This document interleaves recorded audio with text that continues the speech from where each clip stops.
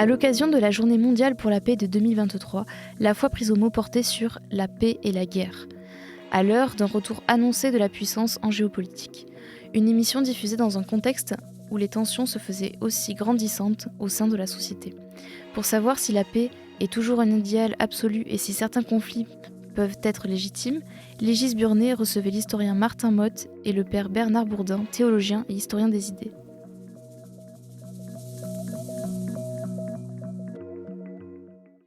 Bonjour et merci de nous retrouver pour La Foi prise au mot, votre rendez-vous de formation et de réflexion. Notre émission, vous le savez, est autant regardée par des spectateurs européens que par des spectateurs africains que je ne me lasse jamais de saluer. Et je vais avoir ici une réaction d'Européens qui va paraître d'une naïveté infinie pour tous les autres. Depuis le conflit en Ukraine, nous avons découvert que la guerre n'avait pas disparu et qu'elle peut s'inviter au beau milieu de l'Europe. Et voilà que son irruption force nous autres chrétiens appartenant à de vieilles nations habituées à la paix, à nous reposer de très anciennes questions. Est-ce qu'il est légitime de faire la guerre? Est-ce que nous y sommes prêts? Et quelle attitude doit avoir le chrétien face à la guerre? Pour répondre à ces questions, deux invités, le père Bernard Bourdin, bonsoir. Bonsoir. Vous êtes dominicain et vous êtes professeur de philosophie politique à l'Institut catholique de Paris. Et puis Martin Motte, bonsoir. Bonsoir. Vous êtes historien, vous êtes directeur d'études à l'École pratique des hautes études et vous êtes le responsable du cours de stratégie à l'École de guerre. Vous êtes parfaitement adapté pour cette émission et c'est à vous que je vais poser la première question puisque vous enseignez à l'École de guerre. C'est quoi la guerre ? C'est un usage systématique de la violence à des fins politiques. Vous pouvez avoir un usage ponctuel de la violence à des fins politiques, mais on appellera ça plutôt le terrorisme. Vous pouvez avoir un usage de la violence non politique, c'est la bagarre d'ivrogne. Vous pouvez avoir un usage systématique de la violence à des fins non politiques, c'est la lutte de clans pour un trafic de drogue. Et on parle de guerre des gangs, on se rapproche quand même de la guerre, mais s'il n'y a pas de but politique, c'est-à-dire s'il ne sont pas impliqués les rapports d'allégeance, de fidélité, etc., entre hommes, alors il est difficile de parler de guerre. Donc on retrouve dans cette définition l'idée un peu ancienne qu'il y aurait deux modes d'interaction entre les nations, la diplomatie et la guerre, quelque chose comme ça, quoi. À ceci près que Clausewitz disait que sous l'Ancien Régime au moins, la guerre était une forme de diplomatie un peu plus tendue. C'est-à-dire qu'il ne faut pas s'imaginer que la diplomatie cesse pendant la guerre. Oui. Même dans la Seconde Guerre mondiale, vous avez eu des négociations discrètes par des canaux détournés entre Hitler et Staline, par exemple. Donc la diplomatie ne s'arrête pas absolument quand les armes parlent. Est-ce qu'il y a une histoire de la guerre? Je veux dire, il y a évidemment une histoire de l'armement, peut-être, enfin j'espère d'ailleurs, une histoire de la stratégie, parce que ça dépend évidemment de l'armement. Mais est-ce qu'il y a une histoire de la guerre? Est-ce que c'est toujours le même choc de deux armées, ou est-ce qu'au contraire c'est beaucoup plus compliqué?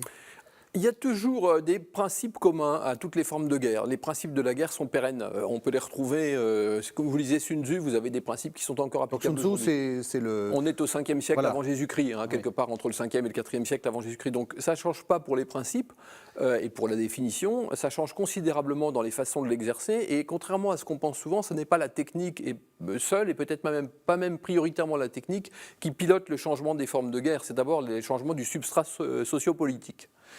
Typiquement, ce n'est pas la même chose de se battre avec une armée de soldats citoyens sous Athènes ou une armée de chevaliers au Moyen-Âge, où là la guerre est restreinte à un petit groupe social. Retour à la conscription à partir de la Révolution française, retour à l'armée de métier depuis quelques décennies. Donc vous voyez, c'est vraiment le substrat politique est un petit peu la clé de tout ça. Pour un chrétien, la guerre, c'est une vieille histoire, j'ose dire, parce que dans les textes, déjà dès l'Ancien Testament, dans le Nouveau Testament, il y a cette idée que les êtres humains se font la guerre et que le but aussi de Dieu, c'est de faire la paix entre eux. Est-ce que c'est vrai ? Sur le principe, oui, évidemment, c'est vrai. Pour un chrétien, il est difficile d'admettre que le but recherché d'existence ne soit pas la paix, ça va de soi. Mais il n'y a pas non plus une vision naïve de la paix. Songeons par exemple avec cette parole du Christ lorsqu'il dit que je ne suis pas venu porter la paix, mais la guerre, en tout cas les conflits, au sein même des familles. Donc la conflictualité fait partie, ce qui n'est pas tout à fait la même chose que la guerre d'ailleurs, mais la conflictualité, disons dans sa globalité, fait partie de la logique de l'incarnation. Donc il faut en tirer les conséquences. Et le royaume de Dieu commence ici-bas dès maintenant, mais il est toujours à construire et il n'est donc pas encore achevé, et au point même que les chrétiens sont appelés à affronter avec leurs concitoyens qui ne sont pas les conflits, voire les guerres de ce monde. C'est un immense sujet. Autrement dit, comment est-ce que dans la vie chrétienne, ou la vie évangélique même plus précisément, nous sommes capables d'intégrer ce que j'aime bien appeler le tragique dans l'histoire. Il y a toujours du tragique. Et si l'homme est marqué par le péché originel et qu'il est aussi appelé à la grâce, au salut, donc il n'y a pas de destin, mais il affronte forcément le tragique dans l'histoire. Donc ce n'est pas un roman à l'eau de rose, l'existence humaine, et y compris chrétienne. Est-ce que vous direz que la guerre, c'est une sorte de sous-produit du péché, si on peut dire, enfin, ou de conséquence du péché? On peut le prendre comme ça, on peut en faire une lecture théologique de cet ordre-là, que la sortie du mythe du Jardin d'Éden fait qu'il y a de l'histoire, ce qui est positif en soi, mais dès lors qu'il y a de l'histoire, on est affronté forcément à la disharmonie dans ce monde et à la conflictualité. On le voit bien dans la Bible, c'est très clair, dans le Premier Testament, puis d'abord dans le Premier Testament, quand on voit les guerres. C'est un ouvrage immense de relations internationales, d'ailleurs, la Bible. Exactement. Exactement. Le Moyen-Orient compliqué dont parlait le général de Gaulle est déjà dans le Premier Testament. Oui. Dans le deuxième, c'est moins explicite parce qu'il est beaucoup plus concis. Mais il y a quand même l'affrontement. Il y a l'affrontement. Alors, on peut prolonger un peu plus, si vous le voulez bien. Songeons à Augustin. C'est Augustin qui, et ça va être la grande préoccupation d'ailleurs de bien des chrétiens, et Augustin en particulier, puisque critique leur est adressée, selon laquelle, au fond, ils ne seraient pas des citoyens loyaux, au fond, ou peu sûrs, par rapport aux païens qui, eux, sont vraiment des fidèles de l'empereur et sont de tous les combats, en quelque sorte. Et c'est la raison pour laquelle Augustin a introduit un enseignement en fait, qui lui vient déjà de Cicéron, qui est le fameux enseignement de la guerre juste. On va y revenir. Mais je pense qu'on va y revenir. Absolument. Le seul point où je m'arrête là, mais c'est la question de savoir est-ce qu'un chrétien joue le jeu du civisme au sein même de l'État, de la nation dont il fait partie. Et à mon avis, la première affaire de la guerre juste, au départ, c'est ça, en fait. Mais ça, c'est très important parce que ça va aussi nous conditionner notre deuxième partie d'émission, qui est la question de la paix et la question de la désobéissance civile à la guerre. Mais on va revenir à cette question de guerre. Alors, il faut dire qu'on enregistre un peu avant la diffusion de cette émission, donc on ne sait pas ce qui va advenir de la guerre en Ukraine, donc on va être très prudent là-dessus. Mais est-ce qu'on peut dire globalement que la guerre en Ukraine change, qu'il y a un changement dans cette guerre par rapport à l'image de la guerre qu'on avait? On a vécu en Europe occidentale depuis des décennies sur l'idée que la guerre appartenait au passé. Oui. C'était une aberration, puisque vous l'avez rappelé tout à l'heure, l'Afrique, l'Asie ne sont pas, et l'Amérique latine ne sont pas du tout indemnes de la guerre. Donc en fait, il y a une toute petite partie de l'humanité qui, pour la première fois depuis les origines des temps, traverse une période de paix de plusieurs décennies. Ça s'était absolument jamais vu. Et c'était exceptionnel. Et donc, je crois que la guerre en Ukraine, c'est le retour au réel et c'est le retour du réel. Au fond, on a vécu quand même, pour des tas de raisons historiques, mais aussi pour des raisons idéologiques. On est quand même ici dans un rousseauisme, disons, qui a été réactivé par mai 68, par l'anthropologie. Très intéressant, par exemple, les études préhistoriques. Les préhistoriens, dans les années 70-80, ont évacué complètement la question de la guerre préhistorique, parce qu'il était présupposé qu'avant l'invention de la propriété, l'homme était non violent. Et en fait, on se rend compte que ce n'est pas vrai du tout. Il y a des découvertes qui le montrent. Et donc, depuis les années 80-90, il y a un tournant. Mais si vous voulez, on a cru, je cite le penseur catholique Donoso Cortés du 19e siècle, Donoso Cortés disait les hommes de notre époque sont bien extravagants, ils ne veulent pas croire à l'Immaculée Conception de la Vierge Marie. C'est une vérité de dogme, mais pas vérifiable historiquement. Mais par contre, ça ne les dérange pas de croire à l'Immaculée Conception de l'homme, alors qu'on peut vérifier tous les jours que ça ne marche pas. C'est effectivement c'est une jolie idée. Mais alors, quand même, on a l'impression, et on a entendu que la surprise, c'est que cette guerre en Ukraine réactivait finalement une forme de guerre qu'on croyait disparue. C'est vrai que depuis la fin de la Deuxième Guerre mondiale, enfin, disons depuis les années 80, on est plutôt habitué à des guerres, à des sortes de guérillas, c'est-à-dire des choses où on n'est pas dans de la bataille rangée, etc. Est-ce que c'est quand même pas une surprise, ça ? C'est une surprise parce que c'est en Europe, mais en réalité, la guerre dite de haute intensité n'a pas cessé. Après 1945, il y a eu la guerre de Corée, il y a eu la guerre du Vietnam, il y a eu la guerre Iran-Irak, donc les guerres d'Afrique. Donc ça n'avait pas du tout disparu, mais nous pensions que ça avait disparu de notre horizon à nous. Mmh.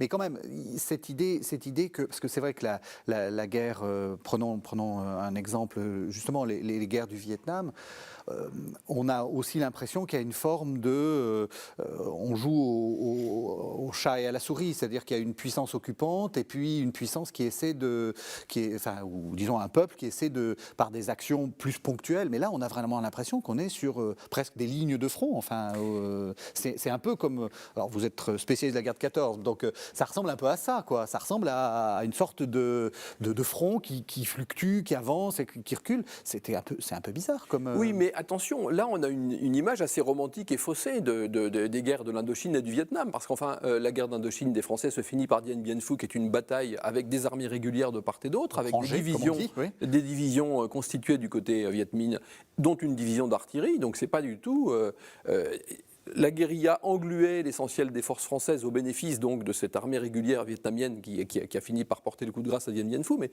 il y a aussi des épisodes qui se concluent donc de guerres de haute intensité. Et de même dans la guerre du Vietnam des Américains. Donc on a une vision là aussi romantique, parce que le guerrier-héros c'est romantique, mais c'est pas la réalité. Vous êtes d'accord ? On était romantique ? C'est fort possible. Moi, ce que je voudrais d'ailleurs ajouter à ce propos, en consonant tout à fait d'ailleurs avec ce que vient de dire M. Motte, au sujet de l'Europe, je reviens sur le contexte spécifiquement européen de la disparition de la guerre. Je pense qu'il faut introduire un paramètre que je qualifierais d'historiographique, c'est-à-dire un paramètre qui a faussé complètement le rapport à la guerre et à la paix, puisque c'est forcément l'un lié à l'autre. Ça a été la lecture que nous nous sommes faite de la construction européenne. Ah oui. Et qui a consisté à dire, grosso modo, que l'Europe est cause de la paix. Ce qui est totalement faux. Car l'Europe est une conséquence de la paix. D'abord, c'est du pur bon sens, puisqu'il a bien d'abord fallu qu'il y ait l'armistice de 1945 pour que la guerre cesse, et ensuite que les États, notamment au moins de l'Europe de l'Ouest, puissent construire quelque chose de commun. Et il y avait notamment deux pays qui s'étaient fait la guerre pendant trois reprises, vous m'avez compris, c'était bien sûr l'Allemagne et la France. Et on ne voit pas très bien comment ces deux nations auraient pu, on ne voit pas très bien comment l'Europe aurait pu se faire si ces deux nations ne s'étaient pas, notamment elles-mêmes, réconciliées. Alors j'en viens, j'ai prononcé le gros mot, si vous voulez, pour moi c'est le mot nation. Oui. C'est-à-dire que on s'est construit une vision européenne de l'Union européenne, enfin ce qui est devenu l'Union européenne, notamment après le général de Gaulle d'ailleurs, qui est devenue très supranationale, oui, et qui s'est construite dans l'idée qu'il fallait que l'Europe se substitue aux nations, car les nations, c'est la guerre. D'ailleurs, c'est le fameux discours de Mitterrand qui dit « le nationalisme, c'est la guerre ». Mais c'était compris comme étant les nations. Oui, bien sûr. Ce qui est une erreur, bien sûr. C'est pas ce qu'il voulait dire, d'ailleurs. Il ne faut quand même pas lui faire dire plus qu'il le disait. Malgré tout, c'est qu'il est quand même né en 1916. Bon, il accorde une époque où il a su ce que c'était que la guerre. Encore. C'est bien la guerre, oui. Et donc, il savait faire la distinction entre les deux. Et cette non-distinction est catastrophique, parce que ça nous conduit forcément à une vision de l'Europe qui est mal faite, et qui s'imagine que c'est une espèce de vaste terre paradisiaque de paix, etc. Et arrive... alors donc c'était, je dirais, une première chose à dire, c'était pour moi ce qu'on appelle l'européisme, d'ailleurs trivial, mais je suis d'accord avec le terme, je l'assume, la congélation de l'histoire. L'européisme était à l'ouest ce que le communisme était à l'est, la congélation de l'histoire, on l'a mis au frigo. Voilà. Et puis voilà que le communisme s'effondre, et donc l'histoire se décongèle, et ça donne l'avènement des nationalismes ethniques. Et ça donne la première des guerres, qui n'est pas en Ukraine, qui est dans les Balkans. Voilà, donc on a des communistes recyclés en nationalistes, Milosevic tout particulièrement et quelques autres, et ça vous donne ça. Alors, on voit bien, on l'a dit, le nationalisme c'est la guerre, et donc les nations c'est la guerre. Mais cette lecture-là, qui repose encore une fois sur l'idée que l'Europe serait cause de la paix, donc il faut qu'elle s'étende successivement pour qu'elle puisse créer un vaste empire paisible, hein, c'est l'Europe que j'ai bien qualifiée de manière rapide du patriotisme constitutionnel de Habermas, conduit à ce qu'on sait. C'est-à-dire, alors, l'autre congélation est en train de se produire, c'est l'européisme, alors qui est beaucoup plus, qui sera différente, parce que on ne peut pas mettre le même niveau l'européisme avec le communisme. Mais c'est quand même la même conséquence. Et on voit bien qu'elle se décongèle, on le voit par le retour de partis, l'avènement même de partis nationalistes qui arrivent même au pouvoir dans nos pays, différents pays européens. Oui. Et donc ça veut dire que c'est le retour à l'histoire. Et donc ce qui était refoulé. Alors bien sûr, on est en train de commettre une deuxième erreur de lecture du même coup, c'est que la nation, c'est dangereux, donc il faut combattre les extrêmes, les populismes d'extrême droite, sans s'interroger mais de quoi sont-ils le nom ? De quoi sont-ils le nom ? Et qu'en réalité, on aura intérêt à faire une Europe qui se fasse avec les nations, car des nations faibles créeront forcément une Europe faible. C'est quand même hallucinant de ne pas se poser cette question de bon sens. Comment peut-on créer une Europe solide si elle se fait, elle se met une balle dans le pied alors que les nations solides permettront une Europe solide. C'est du pur bon sens. Mais malheureusement, il n'est pas partagé, je crois encore, par ceux qui sont aux commandes.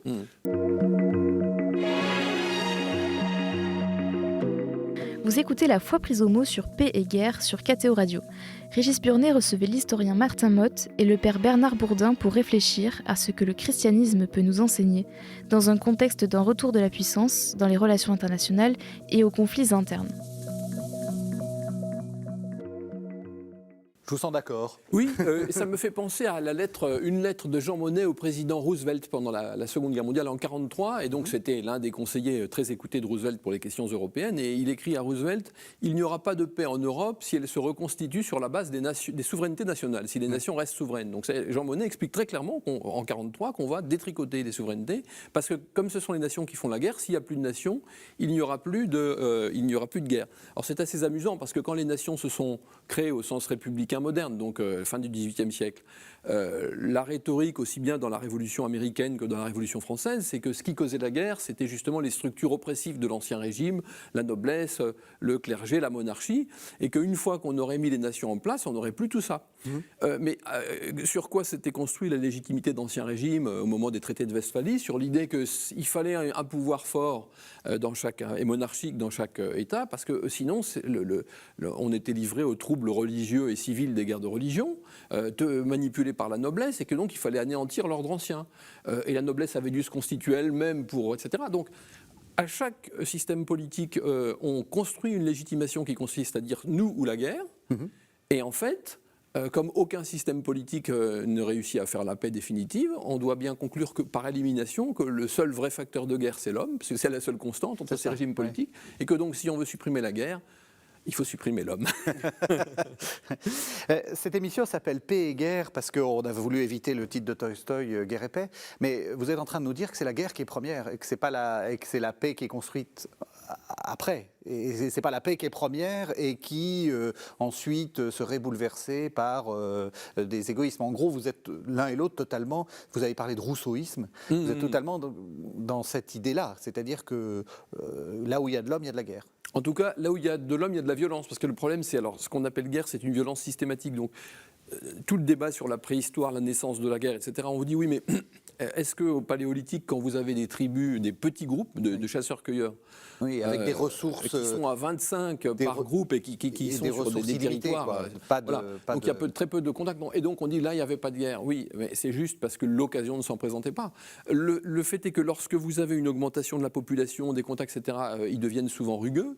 Et par conséquent, ça ne permet pas de dire ipso facto que l'homme était bon du temps où il n'avait pas l'occasion de rencontrer des concurrents. Et d'ailleurs, que se passait-il dans ces petits groupes ? Au fond, on n'en sait rien.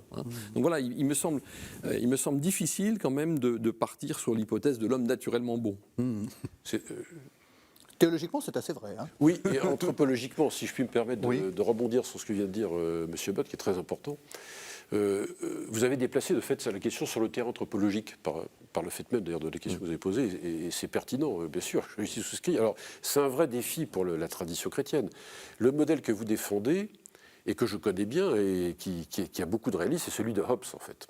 C'est Hobbes qui a gagné contre Rousseau. Dans la définition, se reprend la définition. Hobbes, c'est la guerre de tous contre tous. Voilà, c'est-à-dire qu'avant d'être une guerre interétatique, telle que vous l'avez définie tout à l'heure pour commencer, elle est déjà anthropologiquement dans un état de nature. Donc les États, en fait, reproduisent cet état de nature à l'échelle planétaire. Il y a une structure politique à l'intérieur des États, des nations, à mon sens, mais à l'échelle planétaire, ce n'est pas gagné d'avance. Nous vivons d'ailleurs dans une sorte d'état de nature réel. Donc on peut penser en effet que l'homme est d'abord un animal belliqueux plutôt qu'un animal pacifique. Alors évidemment, c'est un grand défi par rapport à la tradition chrétienne, mais tout dépend comment ensuite on réfléchit à la question théologique, cette fois-ci, du péché originel. Et là, ou bien on est un aristotélicien et on pense en effet que l'homme est un ami et naturellement un ami pour l'homme, et on peut aller sur la route de saint Thomas, Thomas d'Aquin, ou bien on reste plus dans une ligne augustinienne, même s'il ne faut surtout pas confondre Hobbes et saint Augustin, mais évidemment qui va du côté d'un certain pessimisme, qui n'est pas une mise en cause de la foi et de l'espérance, évidemment que non. Mais elle repose quand même sur un constat radical, sur ce qu'est l'homme dans son état pécamineux. Ça pose cette question. S'il est plus facilement enclin à la guerre plutôt qu'à faire la paix. Et ça, c'est une énorme question qui se pose. Moi, je suis quand même assez sensible à un certain réalisme anthropologique, plutôt que... parce que je crois que plus on s'éloigne de ce réalisme anthropologique, plus on devient assez utopiste, assez subliminal, permettez-moi l'expression, et on va vers une vision de la paix qui est plus édulcorée, qui se confond avec du pacifisme. Si vous voulez. Ça, on y reviendra aussi. Et ça, c'est la question à laquelle on ira sans doute. À la fin, oui. Mais justement, je voudrais qu'après, on va passer à la question de la guerre juste. Est-ce que, du coup, on peut dire que... Parce que vous êtes en train de nous dire que la guerre, c'est sale, c'est moche. Est-ce qu'il peut y avoir des guerres justes, en fait? Est-ce que le fait qu'elle soit juste empêche qu'elle soit moche? Je veux dire, est-ce que la nécessité de combattre des dictatures infâmes, des régimes inhumains, esclavagistes, etc., rend propre le fait de planter sa baïonnette dans le ventre de l'adversaire? Évidemment pas. Donc je pense que c'est deux questions différentes. La guerre est toujours moche. Peut-elle être juste? Alors là, je parle ici sous le contrôle du père Bourdin. Moi, en fait, ce que j'ai retenu des lectures que j'ai pu faire là-dessus, c'est que la préoccupation majeure des théologiens qui se sont penchés sur la question, c'était pas tant de la justifier au plan politique, de justifier telle ou telle guerre ponctuellement au plan politique, mais plutôt de permettre aux responsables politiques de se poser en conscience la question de savoir si sa conduite était droite. Autrement dit, c'est une question qui concerne le salut du décideur, plus que peut-être, je sais, voilà. Oui, mais en même temps, j'ai eu l'impression, alors c'est peut-être parce que j'ai mal suivi l'actualité, mais j'ai eu l'impression que dans les années 2000-2010, pour les guerres que menait en particulier l'Amérique, on avait inventé des sortes de guerres chirurgicales. Vous savez, le petit drone qui tue juste le vrai méchant sans tuer les gentils. Oui, mais ça, pour moi, c'est pas la même question. C'est la question de la précision des frappes n'a rien à voir avec celle de la guerre juste. C'est-à-dire, oui, vous n'avez pas de dommages collatéraux. Bon, très bien. Vous n'avez pas de dommages collatéraux, mais vous pouvez tuer chirurgicalement des gens pour des motifs qui sont injustes.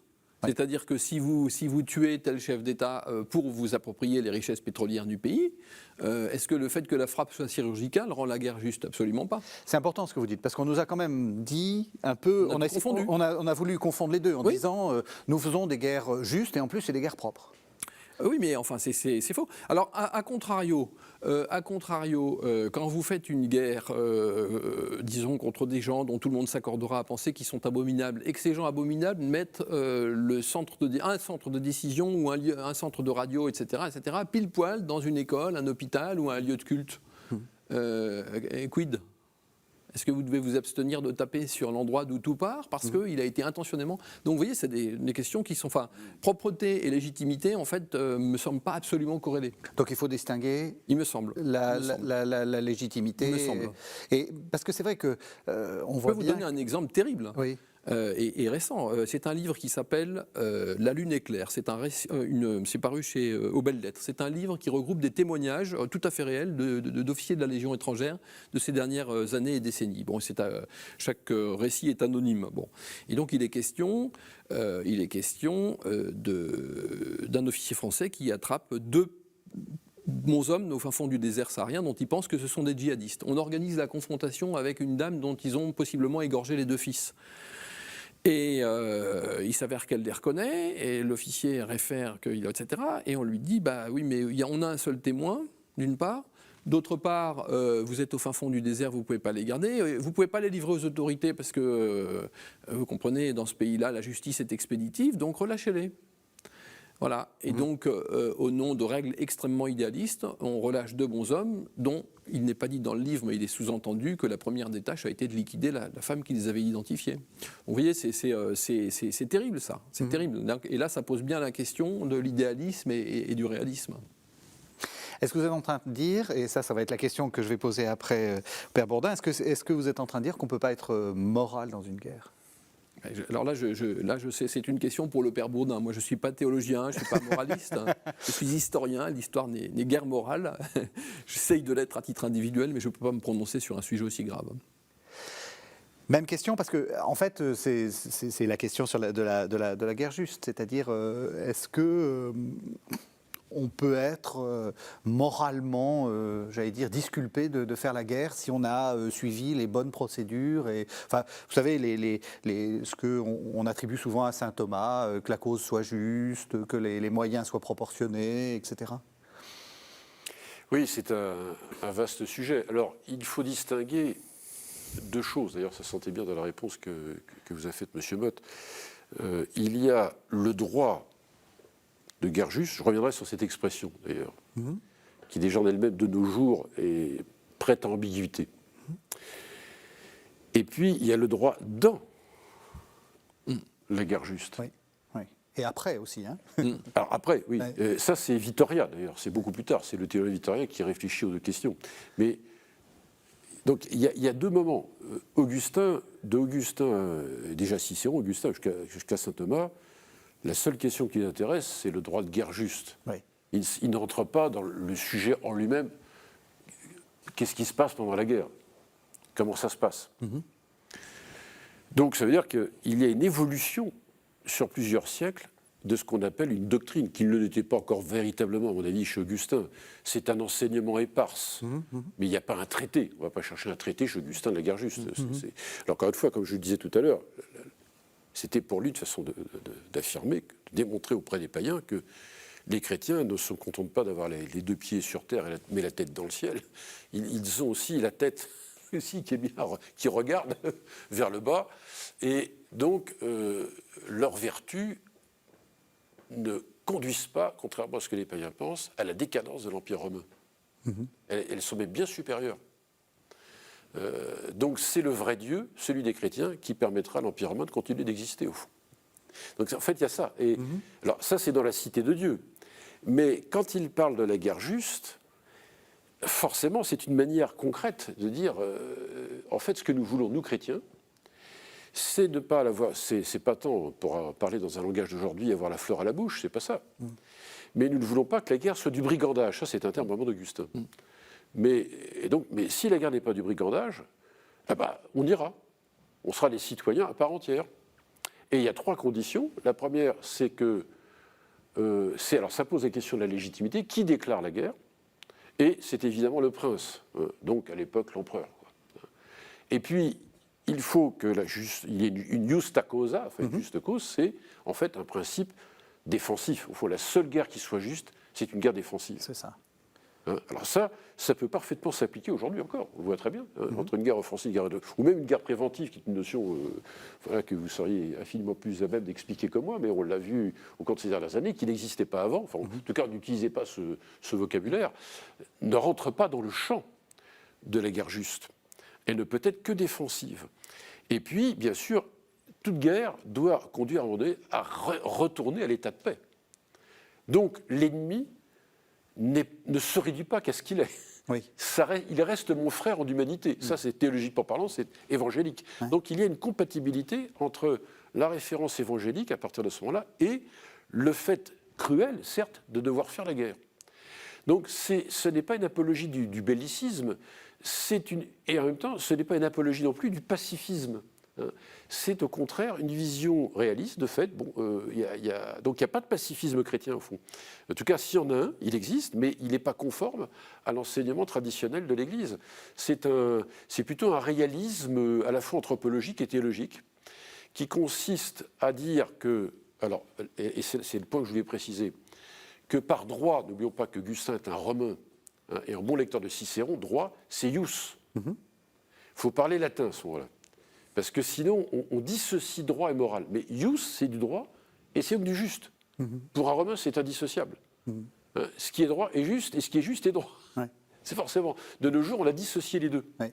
Donc, le droit, c'est une théologie du droit qui est une théologie morale du même coup. Même si l'expression n'existe pas à cette époque. Mais dans droit de guerre juste, il y a l'idée de... C'est presque une tautologie, en fait. La guerre est juste si elle rentre dans le droit. Et elle rentre dans le droit, donc elle est théologiquement justifiable, si on est ou non sur la base de ces trois critères. Donc ça, c'est très important.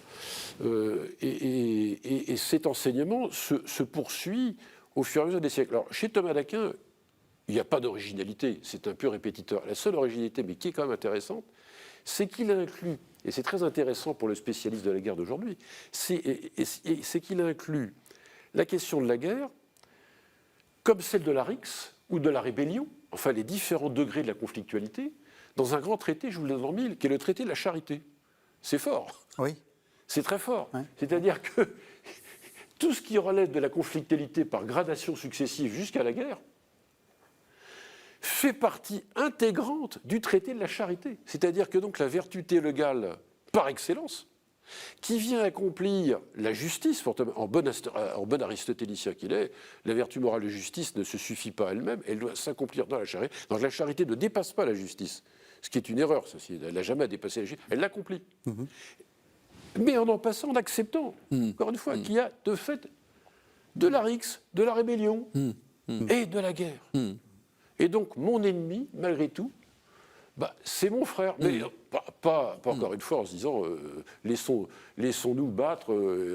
Non, s'il faut faire la guerre, il faut faire la guerre. Mais il y a un principe défensif. Vous voyez. Alors, les choses deviennent plus techniques. Et là, je comprends la position de M. Matt, c'est que de fait, quand on bascule vraiment dans un monde beaucoup plus moderne, c'est bien sur le papier. Et c'est plus le problème pour Thomas d'Aquin de dire si on est des bons citoyens, on est en pleine chrétienté. Donc il n'a pas le problème d'Augustin. Mais alors ensuite, quand on en arrive à Vittoria, d'une certaine façon, on est encore en chrétienté, mais on découvre un nouveau monde, ce sont les Amériques. Et le droit de guerre juste est pensé ou repensé en fonction de la conquête espagnole.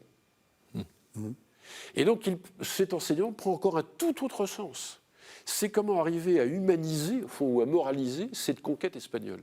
Et moyennant quoi, le discours de Vittoria n'est pas sans ambiguïté, parce qu'au fond, il cherche à donner cette fois-ci un contenu éthique à la conquête espagnole qui consiste à respecter à la fois les Indiens, qui sont des hommes à part entière, ça fait partie des questions qu'il se posent, c'est un grand débat de l'époque, et en même temps à attendre d'eux en retour une communication, ce qu'il appelle une communication entre les Espagnols et eux, c'est-à-dire qu'ils acceptent aussi qu'on vienne leur rendre visite ici. Et donc c'est pas sans ambiguïté, parce qu'il y a toujours un rapport aux civilisés, aux barbares, aux fidèles à l'infidèle. Vittoria, il ne faut pas non plus faire du romantisme autour de Vittoria. Mais il lui donne effectivement un contenu éthique, c'est-à-dire qu'il a bien conscience que les Indiens ne peuvent pas être traités sauvagement non plus. Alors c'est pourquoi il introduit ensuite, il passe de la leçon sur les Indiens à la leçon sur la guerre, où là il est obligé de réfléchir au droit juste dans la guerre, comment la conduire. Et là évidemment, il y a tout le défi qui est posé. Qu'est-ce que c'est qu'une guerre qui arrive à peu près à respecter les normes de la morale? Ça, c'est le grand défi. Et au fond, quand on en arrive à Hobbes, c'est tout naturel, d'une certaine manière, on en arrive à Hobbes, on est sorti du monde d'Aristote, et là, effectivement, les positions deviennent beaucoup plus radicales, quoi. C'est ce que n'a pas pensé Vittoria. Il prépare en quelque sorte ce monde-là. C'est l'idée d'une communauté internationale qui ne se réduit plus à une chrétienté, c'est plus possible. Mais il n'a pas encore pensé en termes d'État moderne. Ce qui va changer, et c'est tout le sens de ce que disait à mon ami M. Mott tout à l'heure, c'est que du jour où on bascule vers la formation des États modernes, à ce moment-là, il y a à régler le problème de l'inimitié à l'intérieur des communautés politiques, l'état de nature, mais il faudra aussi régler le problème des inimitiés dans les relations internationales. Et là, ça prend un tout autre jour, une toute autre dimension. Je pense à Vatel en particulier, au XVIIe siècle. Je pense à... Et puis on arrive à Clausewitz, simplement au XIXe siècle. La question se radicalise. Le théoricien allemand de... Voilà, c'est exactement... Là, on rentre dans le monde de Clausewitz, qui n'a plus rien à voir, bien sûr, avec le monde des théologiens chrétiens. Voilà.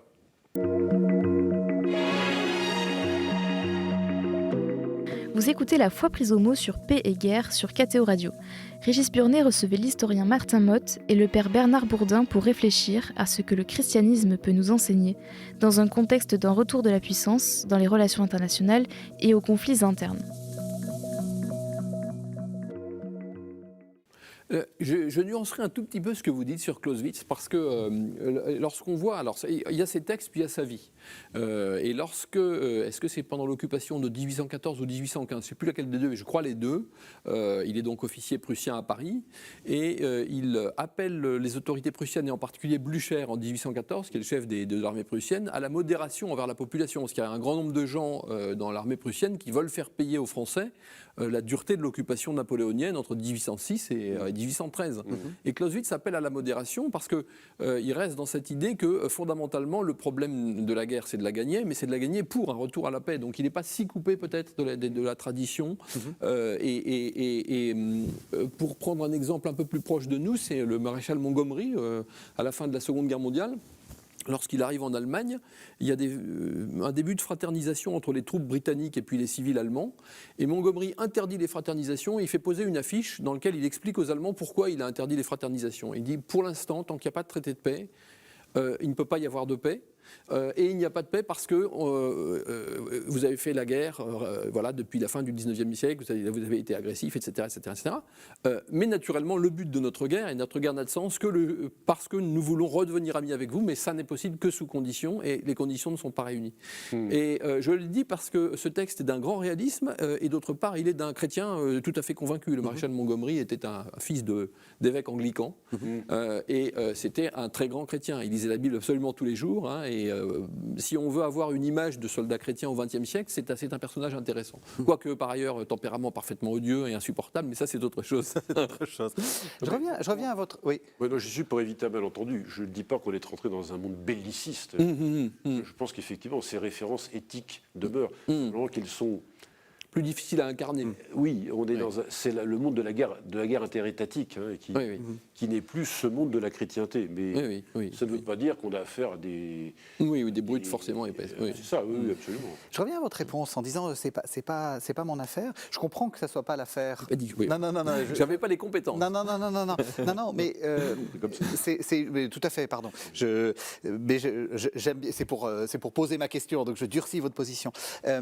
Est-ce que c'est par contre pas l'affaire de ceux qui vont faire avancer les armées? Je veux dire par là, est-ce qu'on n'est pas maintenant dans une époque où les soldats obéissent parce qu'ils obéissent, mais quand même on doit les convaincre que ce qu'ils font est juste. Et puis il faut aussi que les démocraties, je pense à l'Europe, se pénètrent de l'idée que s'ils font la guerre, ça ne peut être qu'une guerre juste. Mais ça, tous les peuples à toutes les époques l'ont toujours fait, dire à leurs troupes, de se persuader que la guerre est juste et d'en convaincre les troupes, ça s'est toujours fait. Donc de ce point de vue-là, je ne vois pas qu'il y ait d'originalité. C'est ça. Quant à la première partie de votre question, c'est-à-dire ceux qui vont mener alors il y a les politiques, mais en tout cas les chefs militaires, l'interrogation éthique est souvent présente chez eux.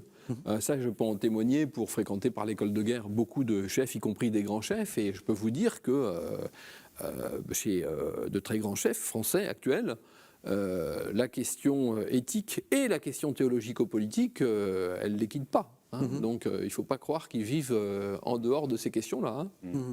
Hein. La paix. Alors, est-ce que vous avez dit que, enfin, vous êtes tous les deux très pessimistes, donc très bien. Réaliste.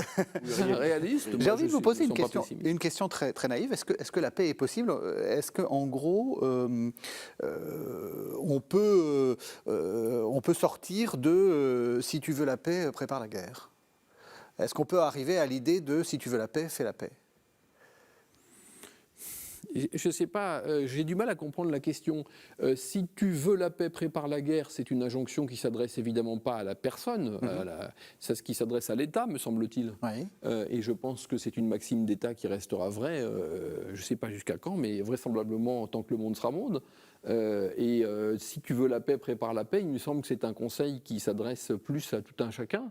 Et je pense qu'il y a bel et bien un lien entre nos choix personnels et la guerre et la paix interétatique. C'est que dans toute l'histoire, les guerres sont aussi des guerres de dérivation de tensions intérieures. Donc plus nous faisons monter la tension sociopolitique autour de nous, plus nous préparons un terrain qui peut être celui de la guerre civile, mais qui peut être détourné en guerre étrangère. Donc je pense qu'il n'y a pas de coupure radicale entre notre vie et puis la paix et la guerre. Nous sommes tous appelés à être des artisans de paix à notre toute petite échelle, mais je ne pense pas que ce soit être artisan de paix que de nier que l'homme soit... Aussi, il y a des aspects inquiétants, parce que c'est ce qu'a dit le père Bourdin tout à l'heure, quand on n'est plus en garde contre ça, évidemment, on ne voit plus venir la menace. Et c'est là qu'en fait on crée la guerre, les conditions de la guerre. Le désarmement, dans l'entre-deux-guerres, ça a été un blanc-seing accordé à Hitler, au fond. Et dans les calculs pour la guerre en Ukraine, il est absolument évident que dans les calculs qui ont dû motiver le passage à l'acte de Vladimir Poutine, il y a les budgets d'armement ridicules de l'Europe de l'Ouest. Je reviens sur ce que vous venez de dire parce que c'est très important. Vous dites la guerre, ça peut être aussi un dérivatif à des questions intérieures. Très souvent. Peut-être même il faudrait faire une étude guerre par guerre, et puis il y a une part difficile de quantifier tout ça, mais je ne serais pas étonné si on arrivait à me démontrer que la plupart des guerres sont des guerres de dérivation. Autrement dit, un pouvoir essaie de contrôler sa population par la guerre essaye d'éviter la guerre civile par la guerre étrangère. Par la guerre étrangère. Je trouve que la France, en 1914, est emblématique pour ça, tous les pays d'Europe à dire vrai, mais la France est particulièrement nette parce que c'est un pays qui a traversé une phase de guerre civile froide entre le boulangisme, l'affaire Dreyfus, la séparation de l'Église et de l'État, etc. Et pour la première fois en 1914, depuis des décennies, les Français ont un ennemi commun. Et ce qu'on a appelé finalement, la nostalgie des tranchées après 14-18, l'union sacrée, etc., c'était au fond le bonheur de se retrouver unis, alors qu'on s'était combattu, y compris en famille, depuis des décennies. Lisez Marcel Pagnol, enfin voilà. C'est vraiment ça. Donc je crois que les guerres étrangères sont très souvent la manière d'éviter la guerre civile, oui. La paix. Le christianisme est super champion de la paix depuis les années 60, Pacem in Terris de Jean XXIII. Un texte que, quand on le relit, est beaucoup moins naïf que ce qu'on en a fait. C'est-à-dire, le pape ne proclame pas la paix universelle comme ça. Est-ce que vous pensez qu'on a été un peu naïf, justement dans cette manière de lire, en disant il faut que la paix vienne, et donc je vous pose la question qui vient, qu'on est en train de circonscrire de plus en plus au cours de cette émission, c'est la question du pacifisme. Est-ce que vous pensez que le pacifisme, ça soit une bonne chose? Non, le pacifisme n'est pas une bonne chose. Et je dirais même qu'il faut, à la lumière de ce que vous venez de dire en référence à l'encyclique du pape Jean XXIII, distinguer, me semble-t-il, entre l'enseignement magistériel, en tout cas celui-ci, ça paraît assez clair, et ce qui en a été fait. Je pense que mais c'est souvent comme ça. On est débordé parce que ce que l'on enseigne. Oui. Et dans l'imaginaire collectif chrétien de ces décennies, il y a effectivement un imaginaire pacifiste, en effet, qui est déjà là. Et que le pape se soit prononcé dans ce sens de la paix, il avait raison. Mais la réception de ce type d'encyclique, forcément, en passe parce qu'il la précède en réalité. Il y a eu, par exemple, même le pacifisme organisé dans les années de guerre froide, en fait, par le Parti communiste. Par le Oui, Parti c'est communiste. ça. Et on a vu des chrétiens, je crois, se mêler à tout ça. Donc, en toute naïveté. Alors, la partie... Attendez, moi, on m'a éduqué à Martin Luther King, Oui. à Gandhi, la non-violence, etc. C'était des affreux, ceux-là? Non, c'était pas des affreux. Je pense que alors je vais très Weberien en fait. Hein. Max Weber, donc oui, un Max Weber. Il y a la début conviction, 20e la responsabilité. C'est-à-dire que, bien sûr, ça ne met pas en cause l'immense figure de Gandhi ou l'objection de conscience, etc. Ça serait erroné de penser comme ça. Mais ça, comment dire, il y a un convictionnalisme, je dirais, têtu, qui risque fort de nous entraîner sur une voie inverse à ce qu'il prétend défendre. Et dans le monde chrétien, et on comprend la fascination du coup pour Gandhi, mais c'est relu ensuite au travers des prismes de notre histoire, et nos références spirituelles, il y a eu, et il y a même encore cette tendance dans tout un courant, de penser que la paix, c'est forcément la paix à tout prix. Que la paix, en quelque sorte, ne se dialectise plus avec la guerre. C'est ça, exactement. Et si elle ne se dialectise plus, comme on vient de le faire depuis le début de l'émission, c'est exactement ça. Ces gens, les pacifistes, sont des gens dangereux que souriants. Donc c'est pas Gandhi qui est dangereux. Oui. Parce que Gandhi lui mène son combat pour l'Inde et pour les Indiens dans un contexte bien déterminé. Il faut toujours contextualiser les choses. Mais nous ne sommes pas dans cette situation-là. Et d'ailleurs, et donc le pacifiste peut être quelqu'un de dangereux, parce qu'il ne veut pas assumer une question anthropologique fondamentale qui s'appelle la guerre. Et donc ça devient une sorte de fondamentalisme éthique. Et comme il y a du fondamentalisme biblique, d'ailleurs l'un peut entraîner l'autre, bien sûr. Et donc c'est forcément dangereux. Prenons alors le contre-exemple de Gandhi ou de Martin Luther King, qui avait tout à fait aussi. Moi, j'applaudis Martin Luther King, je comprends très bien. C'est autre chose, c'est un autre monde. Revenons dans les années de Deuxième Guerre mondiale. On peut noter une chose qui est frappante, c'est que beaucoup de pacifistes se sont retrouvés dans la collaboration, et sont même devenus fascistes, pour certains. C'est vichistes, en tout cas au minimum, mais voire plus que ça. Au nom de l'anticommunisme et donc de la paix avec Hitler et l'Allemagne nazie. C'est un retournement spectaculaire et qui en dit long sur la dangerosité. Pourquoi ? Parce qu'on refuse finalement, en refusant d'assumer l'humanité, donc en ayant ses mains blanches mais sans main, on est en train de refuser la morale en réalité. Le jugement moral. Voilà, exactement. C'est-à-dire qu'en fait, on est dans le moralisme, et je pense qu'il y a une immoralité du moralisme qui est radicale. C'est une forme de perversion, le moralisme, qui devient l'immoralité. Parce que le sens même de la morale, c'est d'assumer les complexités. Le moralisme, c'est un simplisme. La morale, c'est assumer la complexité de l'humanité. Alors, face aux guerres, quand on est une fois de plus confronté au tragique de l'histoire, comme c'est le cas dans ces années terribles 30 et 40, le pacifisme est une vaste imposture. Carrément, une imposture morale, pour le coup. Et donc le courage, c'est de se dire, c'est pas d'en appeler à la guerre, c'est pas d'être belliciste, c'est surtout pas d'être belliciste, pas ça, mais c'est on n'a pas le choix.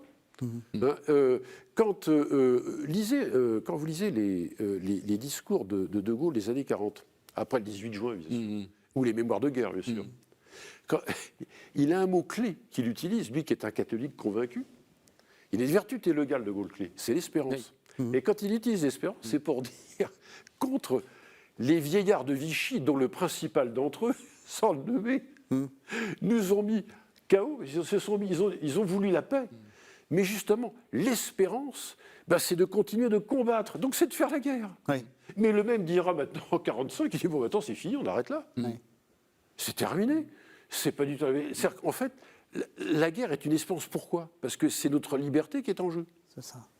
Donc, on voit bien, là, alors là, voilà le cas d'un catholique d'État, je dirais le de Gaulle, catholique d'État par définition. C'est la quintessence même du catholique d'État, qui vous dit, mais la morale, c'est non seulement la morale, mais c'est la vertu théologale par excellence, c'est l'espérance, et on ne peut pas baisser les bras, sinon c'est notre liberté qui est en cause. Donc vous voyez que le pacifisme est dangereux. Alors ça n'est absolument pas en cause l'enseignement magistériel en tant que tel, ça veut dire simplement qu'il se transmet sur un terrain culturel idéologique qui est miné, et qui le dépasse. Qui le dépasse. C'est un petit peu, si vous voulez, comme nous allons défendre la condition ouvrière, et puis nous avons des prêtres ouvriers ou des militants qui se retrouvent à la CGT ou au PC. Ça, c'était pas prévu par le pape Pie XII. Y compris des dominicains. Et y compris chez les dominicains, absolument. Absolument. Vous êtes d'accord Je suis entièrement d'accord, et je pensais, lorsque le père Bourdin parlait de De Gaulle, que c'est lui aussi qui orchestre la réconciliation franco-allemande, mais qui l'orchestre dans un cadre intellectuel et spirituel qui est clair à l'époque, puisqu'il y a cette messe à Adenauer, avec le chancelier Adenauer, à Reims. Oui, absolument. Hein. Donc cette Europe aussi, c'est l'Europe du début de la construction européenne, qui est une Europe ouest-européenne, qui est une Europe catholique. Oui. Donc il y a aussi cette question. Dans l'idéalisme actuel, on abolit toutes les frontières, c'est comme ça qu'on aura la paix. La génération qui a construit cette Europe-là était réaliste, c'est-à-dire qu'elle admettait qu'il fallait aussi commencer par avoir des affinités naturelles, en l'occurrence culturelles, mais la culture devient une seconde nature, pour commencer à construire quelque chose comme la paix. Hein. Donc ça, on l'a perdu de vue aussi. Mais est-ce que je voudrais que on arrive à la fin de l'émission, mais je voudrais quand même vous faire préciser, parce que vous avez dit le pacifisme, c'est aussi du communisme, c'est-à-dire que le pacifisme, ça peut être une arme idéologique, en fait. Oh ça l'a été assez massivement, oui, ça l'a été assez massivement. Mais au-delà du communisme, qui est quand même une idéologie du passé maintenant, mais c'est, je dirais, une certaine... toutes les idéologies de l'horizontalisme absolu. Je pense à la chanson de John Lennon, Imagine. Et c'est parce que ça résume ce dans quoi on a vécu jusqu'à la guerre en Ukraine, d'une certaine manière. Et à un moment, il est dit, imagine un monde dans lequel il n'y aurait rien, nothing to kill or die for, rien qui exige qu'on tue ou qu'on soit tué. Mais un monde qui exige, où il n'y a plus rien, pourquoi mourir ou tuer, c'est un monde dans lequel on ne croit plus à rien. Hein, c'est l'horizontalité absolue. Donc là aussi, la question qui est posée, c'est est-ce qu'on veut vivre dans un monde de l'indifférence absolue? Parce que l'horizontalité absolue, finalement, c'est l'indifférence absolue. Ça sera le mot de la fin. Alors, pas tout à fait, puisque je vous propose deux livres écrits par mes deux invités. Père Bernard Bourdin, vous avez fait paraître Le christianisme et la question du théologico-politique aux éditions du Cerf. Vous avez 20 secondes pour dire ce que vous avez écrit. Pour 20 secondes, j'essaie oui, 30. Oui, j'essaie d'abord, je me livre à une lecture de notre histoire dans une première partie du livre, et je pense que la modernité est indissociable en fait de son rapport au christianisme et donc du type de théologie politique qu'il a développé. Alors ensuite, j'en viens à la grande affaire de Carl Schmitt au XXe siècle, avec bon an, mal an, ses points forts et ses points faibles. Rapidement, qui est Carl Schmitt? Alors Carl Schmitt, c'était un juriste allemand qui était très, très hostile à la démocratie libérale, mais qui s'est malheureusement compromis dans le nazisme, et ça c'est son péché originel, mais qui a apporté aussi des éléments de lecture importants sur le rapport entre guerre et paix, et je pense au nomos de la terre, sûr, la guerre, qui est pour vous très important, et sur le rapport ami-ennemi, ce sont des concepts clés. Alors là, il est parfaitement antipacifiste, donc c'est effectivement un auteur clé, c'est un peu le plat de résistance en fait de l'ouvrage, si vous voulez. Et je conclus par une réflexion autour de la question du peuple, dans une pensée juive comme celle de Rosenzweig, le peuple accompli, réalisé, hors de l'histoire, apolitique, et les peuples qui combattent dans l'histoire, que sont les peuples chrétiens. Et j'établis une confrontation, un débat entre Schmitt et Rosenzweig au terme de ce livre. Le christianisme et la question du théologico-politique aux éditions du Cerf. Et puis vous, Martin Motte, La mesure de la force, traité de stratégie de l'école de guerre, c'est aux éditions Texto. On a l'impression que c'est Ferdinand Foch. Alors je n'en suis que le coordinateur. Hein. Je suis le coordinateur et il est l'un des auteurs. C'est un livre écrit avec le professeur Soutou de l'Institut, avec le professeur Zajek de Lyon 3 et avec le lieutenant-colonel de l'Espinois qui est responsable du pôle historique de l'armée de l'air. Et donc ce qu'on a voulu faire, c'était à la fois montrer les constantes de la guerre dans l'histoire, c'est-à-dire les principes, et la variété infinie des procédés, justement, la manière de la mettre en œuvre dans des circonstances sociologiques, technologiques, etc. différentes. Et on a voulu aussi nous tenir à égale distance des deux péchés originels de la pensée militaire contemporaine actuellement, c'est-à-dire le tout technologique d'un côté, Le tout sociologique de l'autre. On a voulu suivre une voie moyenne et politique, au fond, le primat du politique. Voilà, donc de manière très clausewitzienne, ce qui est de tradition à l'école de guerre. La mesure de la force, traité de stratégie de l'école de guerre aux éditions Texto. Merci à tous les deux, merci de nous avoir suivis. Vous savez que vous pouvez retrouver cette émission sur le site internet de la chaîne www.ktotv.com et on se retrouve la semaine prochaine.